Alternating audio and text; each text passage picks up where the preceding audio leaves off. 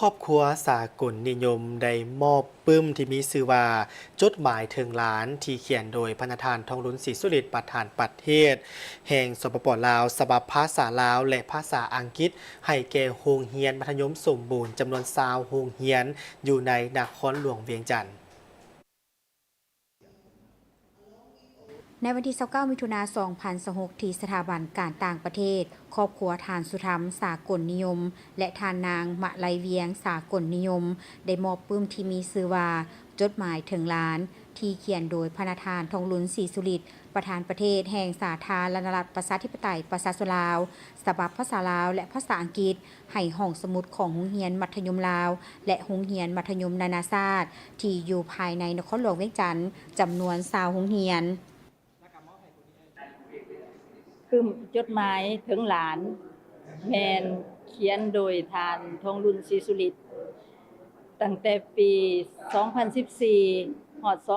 2019 เวลาเพิ่นเขียนน่ะมันเพิ่นเขียนเวลาเพิ่นเดินทางไปร่วมกองประชุมอยู่ต่างประเทศเขียนอยู่เทิงยนต์คือปึ้มทันได้เว้าค่ะและแม่นปึ้มนี้มันเพิ่นเขียนให้หลานเพิ่นเขียนให้หลาน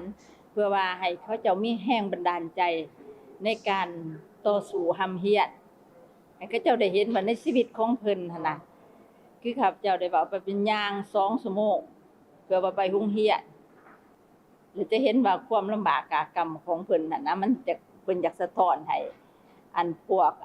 ลูกหลานได้เห็นว่าชีวิตมันต้องมีการต่อสู้แล้วเพิ่นหันจากที่ว่า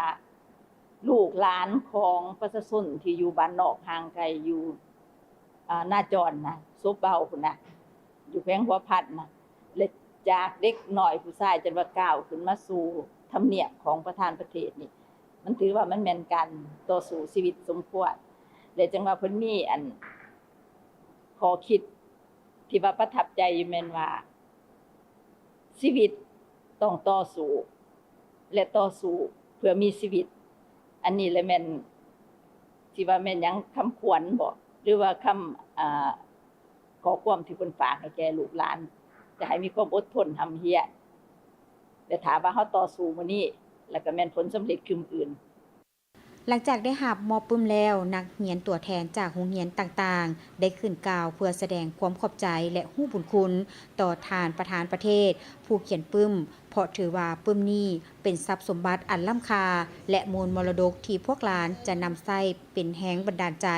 ให้ดุมันหำเฮียนและกลายเป็นพลเมืองที่ดีของชาติโดยเฉพาะคำคมที่ว่าชีวิตต้องสู้และต่อสู้เพื่อมีชีวิตจะเป็นแรงบันดาลใจให้พวกหลานบ่ท้อถอยในการทำเฮียนปึ้มที่มอบในครั้งนี้มีมูลค่าทั้งหมดประมาณ32 ล้านกว่ากีบ